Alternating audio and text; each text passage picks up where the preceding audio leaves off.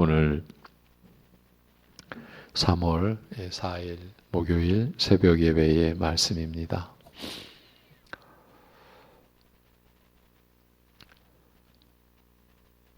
이 세상의 어두움과 죄로 인한 심판의 저주 가운데 우리를 버려두지 않으신 하나님 아버지, 하나님을 부정하고 대적하는 이들과 전혀 다를 바 없었던 우리들을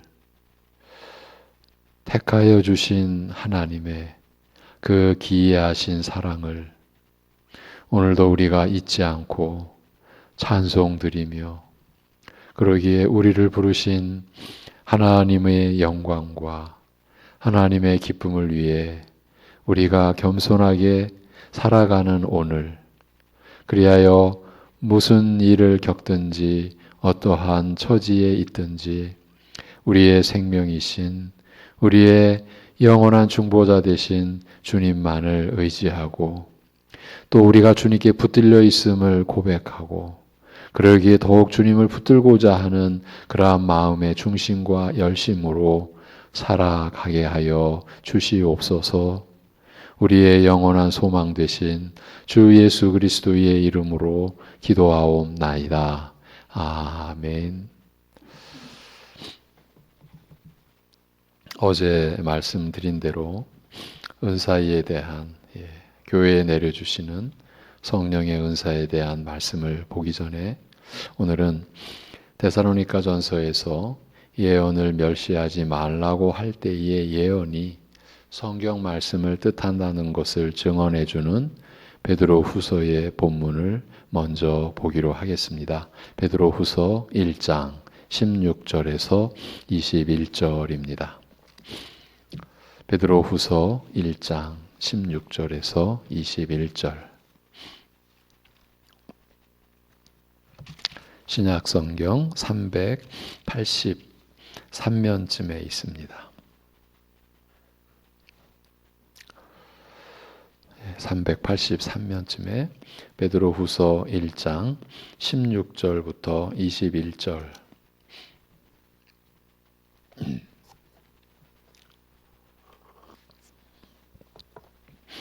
같이 읽도록 하겠습니다. 다 같이. 우리 주 예수 그리스도의 능력과 강림하심을 너희에게 알게 한 것이 교묘히 만든 이야기를 따른 것이 아니요 우리는 그의 크신 위엄을 친히 본 자라. 지극히 큰 영광 중에서 이러한 소리가 그에게 나기를, 이는 내 사랑하는 아들이요 내 기뻐하는 자라 하실 때에 그가 하나님 아버지께 존귀와 영광을 받으셨느니라. 이 소리는 우리가 그와 함께 거룩한 산에 있을 때에 하늘로부터 난 것을 들은 것이라. 또 우리에게는 더 확실한 예언이 있어 어두운 데를 비추는 등불과 같으니 날이 새어 샛별이 너희 마음에 떠오르기까지 너희가 이것을 주의하는 것이 옳으니라. 먼저 알 것은 성경의 모든 예언은 사사로이 풀 것이 아니니, 예언은 언제든지 사람의 뜻으로 낸 것이 아니요 오직 성령의 감동하심을 받은 사람들이 하나님께 받아 말한 것임이라. 아멘. 지금 보신 대로 이 16절에서 18절까지는 소위 변화산이라 일컬어지는 곳에서의 체험을 베드로 사도가 언급하는 부분입니다. 사도는 먼저 우리 주 예수 그리스도의 능력과 강림하심을 너희에게 알게 한 것이 교묘히 만든 이야기를 따른 것이 아니요 우리는 그의 크신 위엄을 친히 본 자라고 합니다.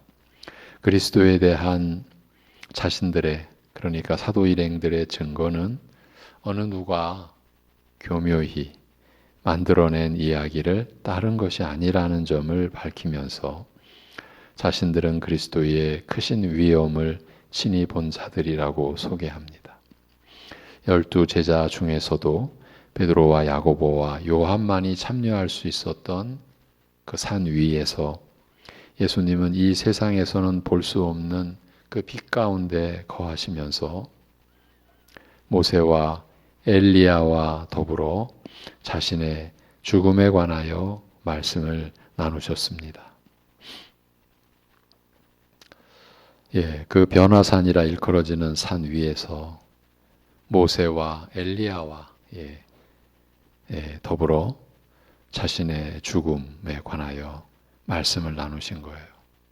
이때 모세는 언약의 상징으로, 엘리야 선지자는 언약 파기의 상징으로, 결국은 이스라엘의 멸망이 그리스도 자신의 죽음으로 이렇게 이어지는 것을 계시한 매우 중대한 사건이죠. 그때 그곳에서 베드로는 하늘로부터의 음성을 듣습니다. 그 소리는 이는 내 사랑하는 아들이요 내 기뻐하는 자라는 것이었습니다. 이 음성이 들릴 때에 사도는 그리스도께서 하나님 아버지께 존귀와 영광을 받으셨다고 진술하고 있습니다. 이 사실을 여기서 사도 베드로가 언급하는 이유, 그 의도는 두 가지라고 볼 수 있습니다. 첫째는 앞에서 본 내용인데 자신들은 그리스도의 크신 위엄을 친히 본 자들이라는 점을 밝히면서 그리스도에 대한 자신들의 증거는 누군가가 교묘히 만든 이야기를 따른 것이 아니라는 점을 전하려는 것입니다. 그러면서 두 번째 의도는 첫 번째 이유와도 연관되는 내용인데 자신들이 그리스도의 크신 위엄을 친히 본 것보다 자신들이 본 것을 전하는 이것보다 더 확실한 증거가 있다는 것을 제시하려는 것입니다. 그 점을 제시하는 부분이 19절부터의 말씀입니다. 또 우리에게는 더 확실한 예언이 있어 라고 하면서 어두운 데를 비추는 등불과 같으니 날이 새어 샛별이 너희 마음에 떠오르기까지 너희가 이것을 주의하는 것이 옳으니라고 합니다. 여기서 확실한 예언이라 한 것도 본래는 확실한 예언의 말씀이라고 되어 있습니다. 그러니까 사도 일행이 그리스도의 크신 위엄을 친히 본 것보다 더 확고한, 더 확실한 예언의 말씀이 있으니 이 말씀에 주의를 기울이는 것이 옳다고 하는데 어두운 데를 비추는 등불과 같기 때문이라고 합니다. 그러면서 날이 새어 샛별이 너희 마음에 떠오르기까지라고 덧붙였습니다. 메시아의 예언, 메시아에 대한 그 예언, 또 메시아를 상징하는 그런 내용 가운데서 별이 메시아를 상징하는 구절은 한 별이 야곱에게서 나오며라고 한 민수기 24장 17절입니다. 한 별이, 이 별은 이제 메시아를 꼭 그리스도를 상징하는 가리키는 이제 표현입니다. 그 한 별이 야곱에서 나오며라고 한 민수기 24장 17절을 근거로 해서 보자면 날이 새면서 어둠이 걷히기 직전 새벽 별이 떠오르듯 그리스도께서 어두운 마음을 밝히 비출 때까지 예언의 말씀에 주의를 기울이는 것이 옳다는 뜻이라고 볼 수 있습니다. 그리고서 사도 베드로는 20절, 21절에서 먼저 알 것은 성경의 모든 예언은 이렇게 기록해 놓았습니다. 성경의 모든 예언은 사사로이 풀 것이 아니니, 그러니까 개인적으로 자기 생각대로 자기가 원하는 대로 풀 것이 아니니 결정적인 이제 말씀이죠. 이제 이렇게 21절까지가 끝나고 나서 저희가 데살로니가 전서를 보기 전에 이 베드로 후서를 수개월 동안 보다가 오지 않았습니까? 이제 누군가가 성경에서 가장 무서운 장을 꼽으라면 베드로 후서 2장이다. 그러면 누구에 대해서 말하길래 성경에서 가장 무서운 장이라고 로이드 존스 목사님이 그렇게 자기는 그렇게 느껴진다 그렇게 했습니다. 무슨 얘기가 담겨 있길래 그렇게 무서운 장인가? 바로 성경을 사사로이 푸는 자들, 거짓 선지자들, 거짓 선생들, 거짓 목회자들, 성경을 사사로이 푸는 자들. 사실은 그런 거짓 지도자들에 의하여 영향을 받은 우리 교인, 우리 신자들 중에서도 성경을 사사로이 푸는 것을 겁 안 내는 분들이 있죠. 어쩔 수 없이 그래서 늘 일깨워 드릴 수밖에 없습니다.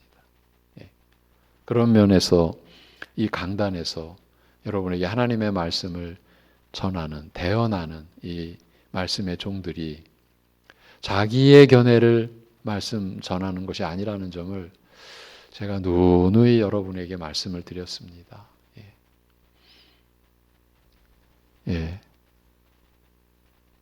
우리 서로가 그렇습니다. 우리 여기 이웃 동네에 있는 성주산 기도원에 우리 그 후배 목사도 가끔 뜬금없이 전화가 옵니다. 낮에도 밤에도. 다른 이유가 아닙니다. 목사님, 이 말씀을 이렇게 보는 것이 우리 교회가 이 말씀을 보는 관점입니까? 이렇게 확인하기 위해서죠.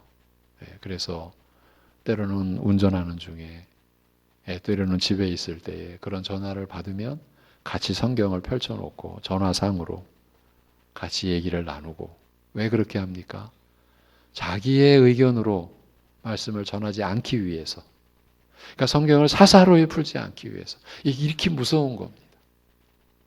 그래서 사사로이 푸는 자들에 대한 얘기가 이제 베드로후서 2장에서 진술이 되는 겁니다.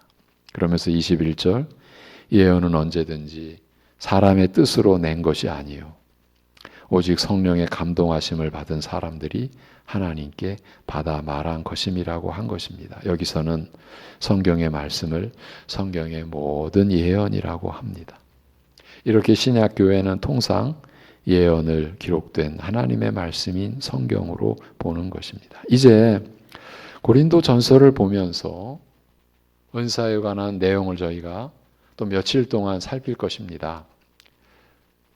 그때 좀 더 세부적으로 예언의 은사에 대해서도 살펴볼 터인데, 초대교회, 즉 성경이 기록되던 시기의 예언의 은사는 그 후 성경의 기록이 마친 뒤 세워져가는 신약교회 시대 속에서의 예언의 의미와는 구별이 되고, 우리는 구별된 의미를 따라 예언을 성경 말씀으로 보는 것입니다. 그래서 데살로니가 전서에서 예언을 멸시하지 말라고 할 때에 그 예언도 성경 말씀을 뜻한다고 보는 것입니다. 그래서 그 앞절에 성령을 끄지 말고 성령을 소멸하지 말고, 그래서 이 말씀을 우리에게 풀어주시는 성령님의 그 역사, 그것을 회방하지 말고 가로막지 말고, 이런 의미라고 우리가 이해를 한다, 이렇게 말씀을 드린 겁니다. 이제 고린도전서를 보도록 하겠습니다. 12장 1절에서 3절입니다. 고린도전서를 찾아보시겠습니다. 고린도전서 12장, 신약성경 277면쯤에 있습니다. 고린도전서 12장 1절에서 3절.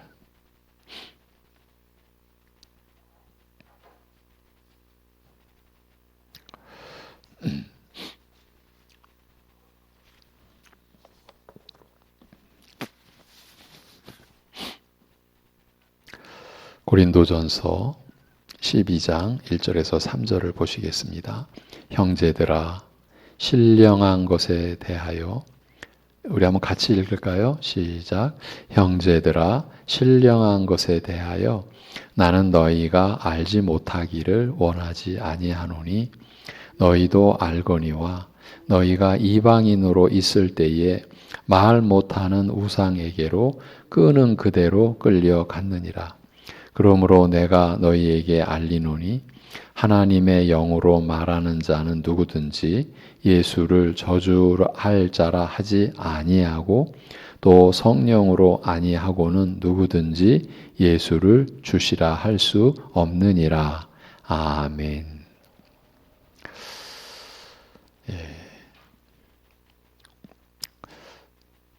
고린도전서, 이것은 이 서신은 교회론을 말씀하고 있는 서신입니다. 그렇게 볼 수가 있습니다. 오늘은 이제 은사에 관해서 서론격인 그런 내용을 좀 보시겠습니다.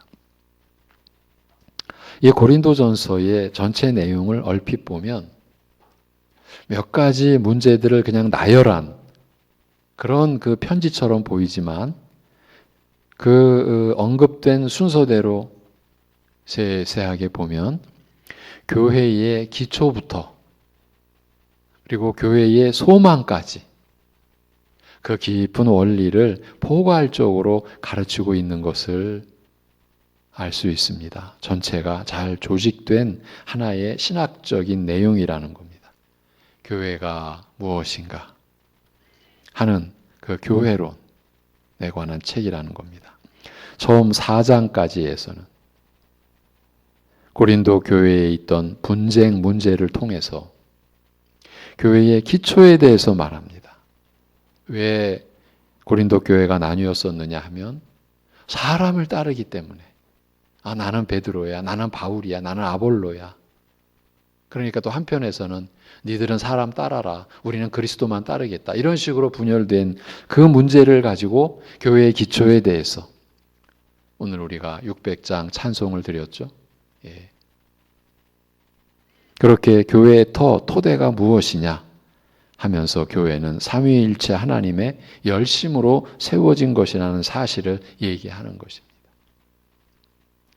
그리고 5장에서는 음행의 문제를 가지고 교회의 성결이 어떠해야 하는가를 취급하고 이후로 10장까지 해서 교회 문제를 세상 법정에 끌고 가는 문제나 결혼, 우상 제물의 문제를 통해서 교회가 지상에서 어떠한 모습으로 존재해야 하는가, 세워져 가야 하는가, 교회의 성결만이 아니라 세상에서 살아가는 삶의 수준은 얼마나 세상보다 높아야 하는가 하는 것을 말씀합니다. 그런 다음 11장에서 성만찬 문제를 통하여 이게 다 고린도 교회가 안고 있던 문제를 가지고 모든 시대, 모든 지역의 교회를 향한 교훈의 메시지를 이제 준 서신이 고린도 전서인 거죠. 11장에서 성만찬 문제를 통하여 하나님께서 교회에 베푸시는 은혜의 수단들에 대해서 말씀하시고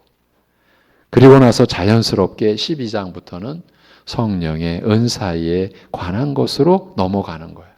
우리가 이 부분을 오늘 보는 거예요.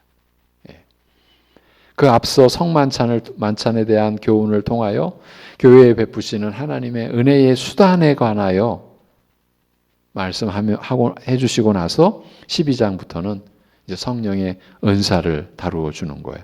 교회의 삶이라고 하는 것은, 우리 신자들의 삶이라고 하는 것은 성령께서 하나님이 주신 은혜의 수단들을 통해 이루어진다. 성령께서 은혜의 수단들을 적절하게 사용하심으로써 교회가 교회답게 된다. 그것인 거예요.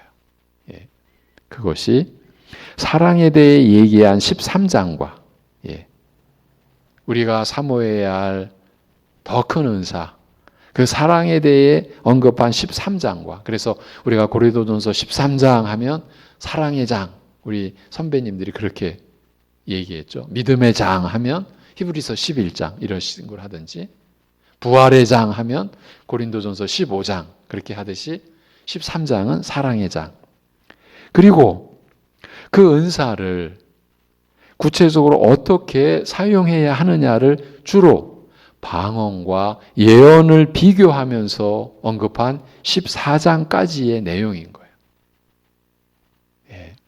그리고 마지막 15장에서 부활에 관한 말씀을 하면서 결국 이와 같은 지상적 교회의 존재와, 그러니까 이 땅에 세워져가는 교회의 존재와 그 교회 안에서의 신자의 삶의 궁극적인 종착점이 어디인가? 결국 교회의 소망이 무엇인가? 예.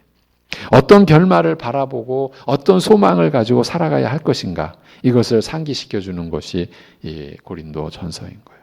그리스도의 재림과 부활의 날이 바로 그것이라고 답을 해줌으로써 서신을 마무리하는 거예요. 이처럼 고린도전서는 아무렇게나 이런저런 이야기들을 그냥 쭉 나열해 놓은 것이 아니고 그 전체로서 어떤 일관된 흐름이 있고 모든 것이 연관된 그런 구조를 갖춰서 기록된 서신인 것이에요. 사실은 모든 성경이 그렇습니다.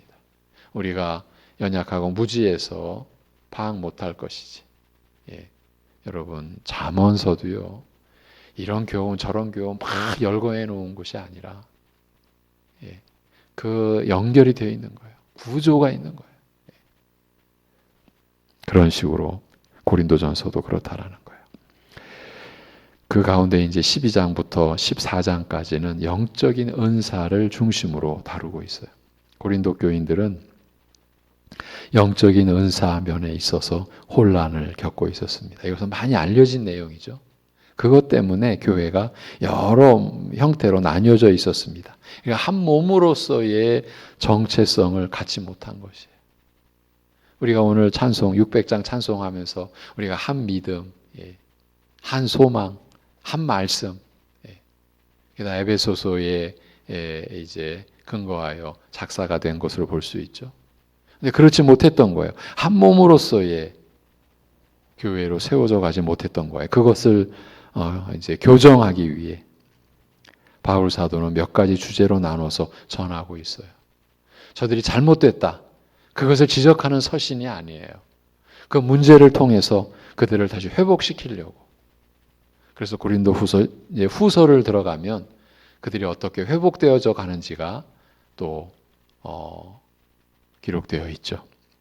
12장 3절, 오늘 우리가 보았던 이 본문 12장 3절까지를 보면 바울 사도는 신령한 것에 대해 고린도 교회에 알릴 필요를 느낀다라고 하고 있어요. 고린도 교회가 영적인 은사에 대해 관심과 열의는 있었으나 바른 지식을 갖고 있지 못했었기 때문이에요.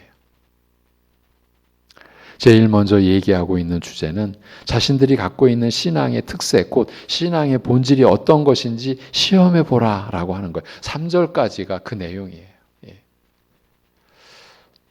바른 지식을 갖고 있지 못했어요.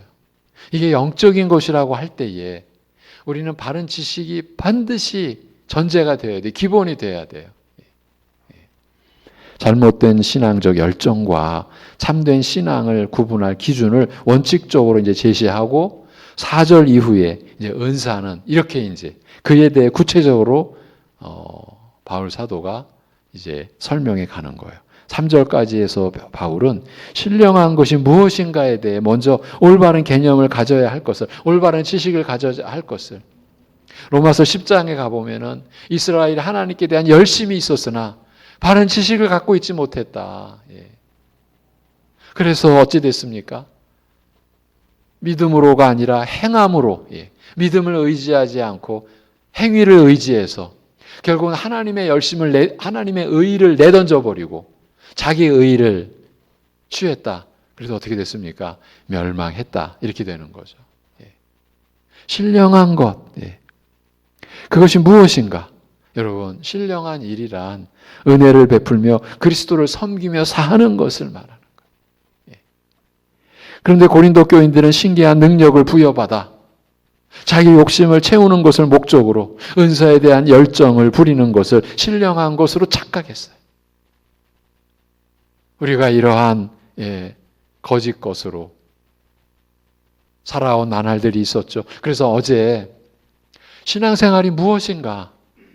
우리가 지금 보고 있는 데살로니가전서 5장을 간략하게나마 또 되돌아보면서 우리가 몇 날, 며칠 동안, 수개월 동안 보아왔던 내용들을 또 간단하게 요약해 보면서 이것이 교회입니다. 이것이 신앙생활입니다. 우리가 어제 나눴죠. 예. 착각하지 않기 위해서요. 이제 우리가 일탈해 갔던, 벗어났던 길에서 다시 돌아오기 위해서 그런 거죠. 우리가 참된 신앙생활을 지금 하고 있는가?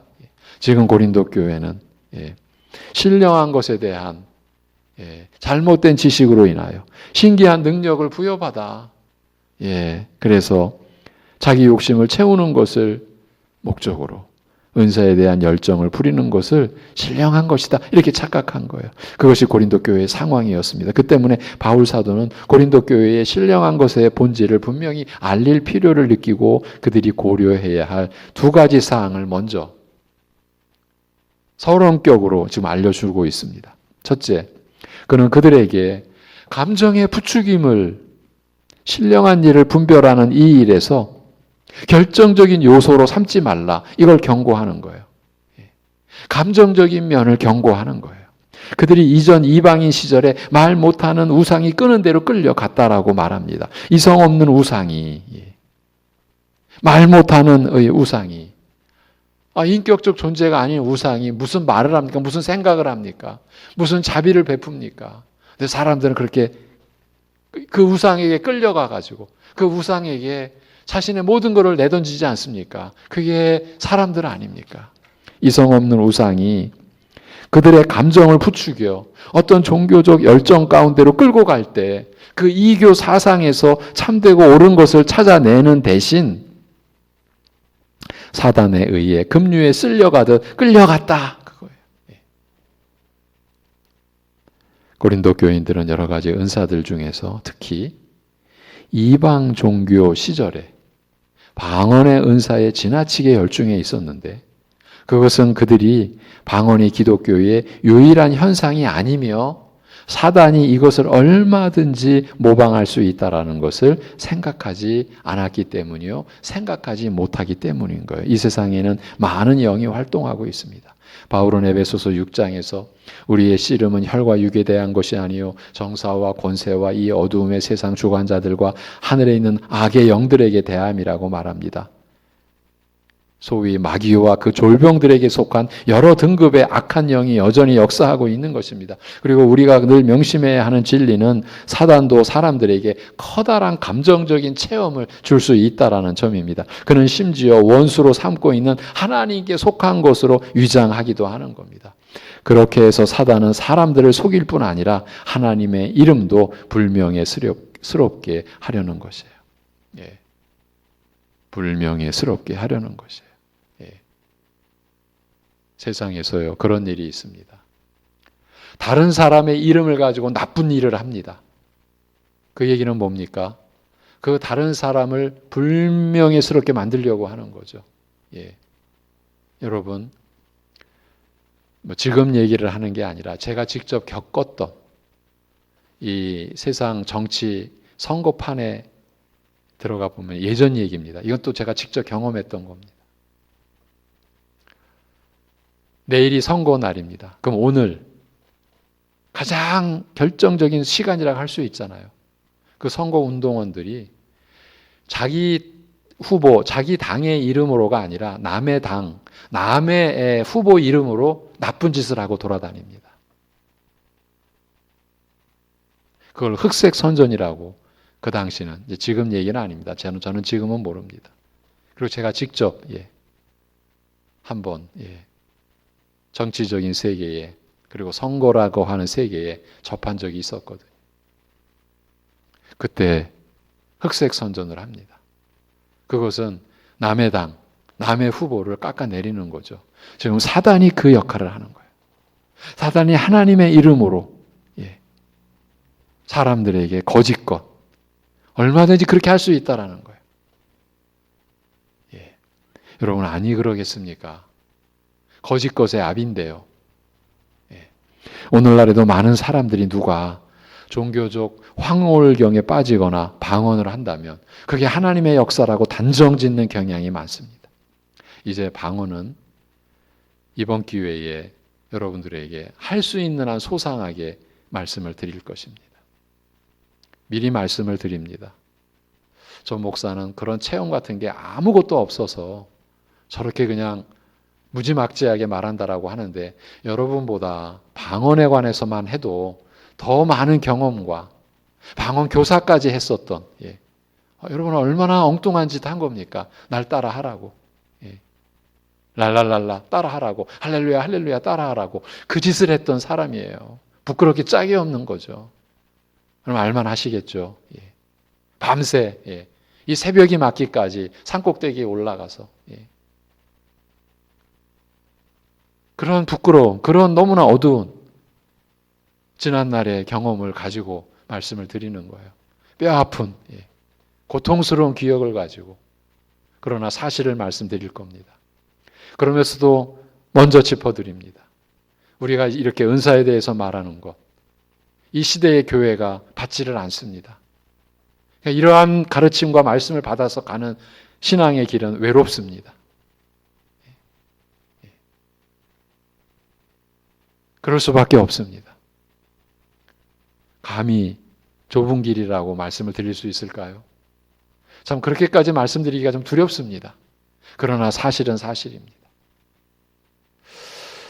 고린도서 12장과 14장에서 예언과 방언을 주로 소재로 삼아서 말씀하니까 그대로 따라갈 수밖에 없다라는 겁니다.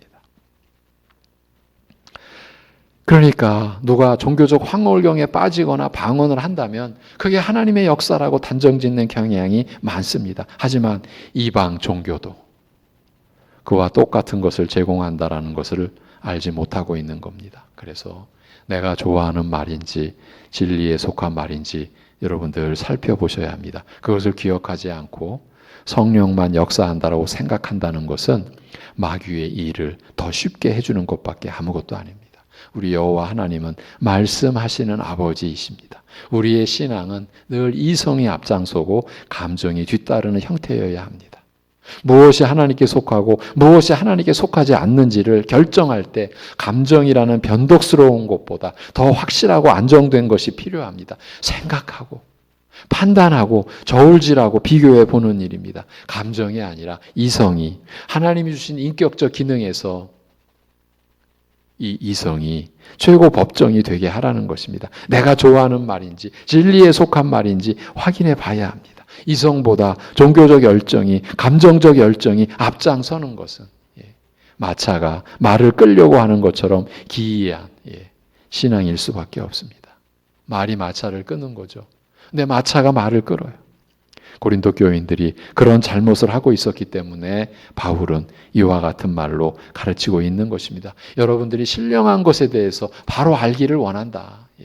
그것은 어떤 종교적 무슨 카타르시스라고 합니까? 그러면 황홀경, 그러면서 아무 뜻도 모르고 아무도 모르는 이상한 말, 그냥 주문처럼 해대는 거, 그런 것이 신령한 것이 아니다. 그렇게 어떤 감정으로 뭐가 느끼면 그것이 다 성령의 역사가 아니다. 사단도 얼마든지 광명한 천사로까지 우는 사자처럼 우리를 물어삼키려는 그 사단이 광명한 천사로도 그리스도의 이름으로 하나님의 이름으로도 얼마든지 거짓 것을 우리의 감정을 통하여 얼마든지 우리에게 쏟아 부어줄 수가 있다. 그것을 우리는 기억해야 하는 겁니다. 3절까지의 내용도 오늘 첫 번째 것만 다뤘습니다. 이제 두 번째는 예수는 주이시다 하는 내용은 다음 시간에 이어가도록 하겠습니다. 기도하겠습니다. 하나님 아버지, 우리로 하여금 말씀 안에서 살아가도록 하신 그 진정한 신자로서의 삶을 우리가 잃어버리지 않고 빼앗기지 않도록 우리를 지켜 보호하여 주시옵소서.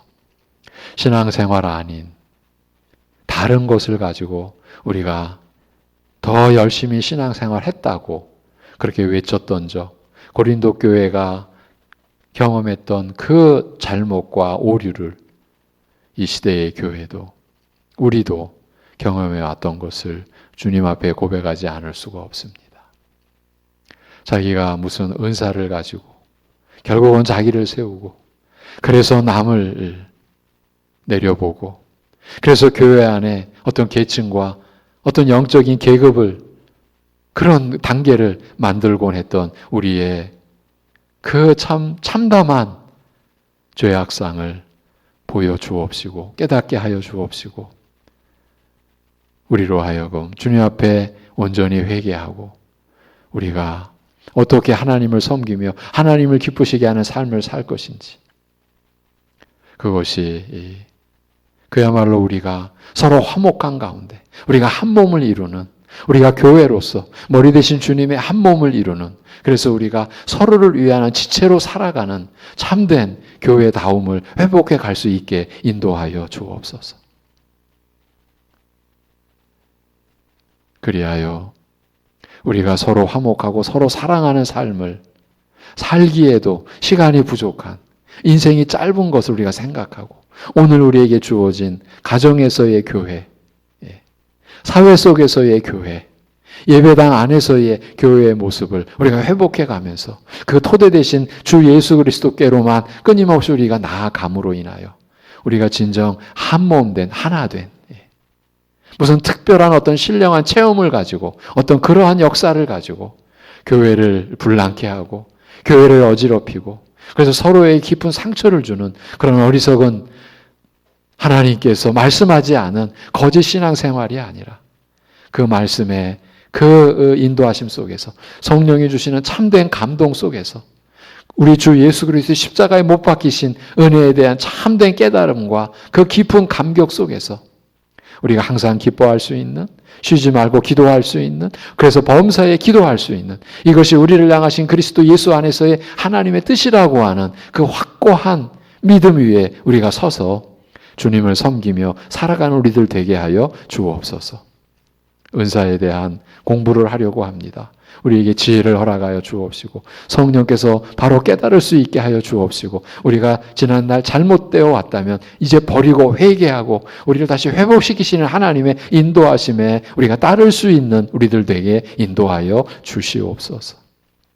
여러 가지로 연약한 가운데 있는, 병상에 있는 우리 가족들, 우리 지체들 주님께서 오늘도 눈동자같이 살펴 보호하여 주실 줄로 믿습니다. 그러한 주님의 역사가 성령으로 인하여 그 심령 속에 역사하여 주 예수 그리스도를 의지하고 바라보는 그러한 역사가 일어나도록 은혜를 베풀어 주시옵소서. 모든 것을 주님께 의탁하오며 우리 주 예수 그리스도의 이름으로 기도하옵나이다.